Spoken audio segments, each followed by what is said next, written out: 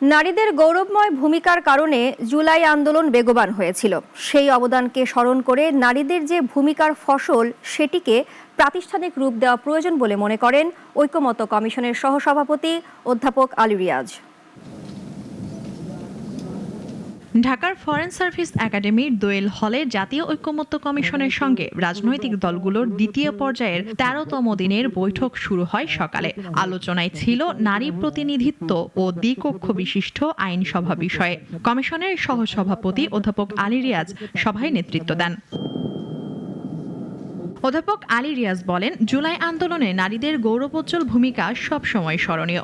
এখন তাদের বলিষ্ঠ কণ্ঠকে প্রাতিষ্ঠানিক ও সাংবিধানিক মর্যাদা সহ সংবিধানে স্থান দিতে হবে।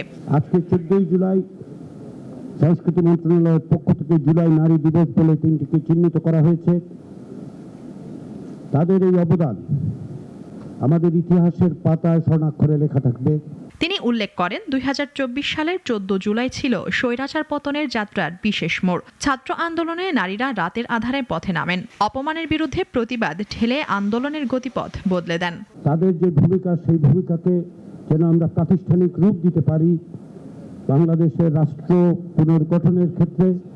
সেজন্যই আমরা মনে করি যে প্রাতিষ্ঠানিকভাবেই সাংবিধানিকভাবেই সমতার মর্যাদায় নারীকে অভিযুক্ত করবার জন্য আমাদের ব্যবস্থা গ্রহণ করা দরকার। সংলাপে বিএনপি, জামায়াত, এনসিপি, গণ অধিকার পরিষদ, গণসংহতি আন্দোলন ও এবি পার্টি সহ মোট ৩০টি রাজনৈতিক দলের প্রতিনিধিরা সংলাপে অংশ নেন।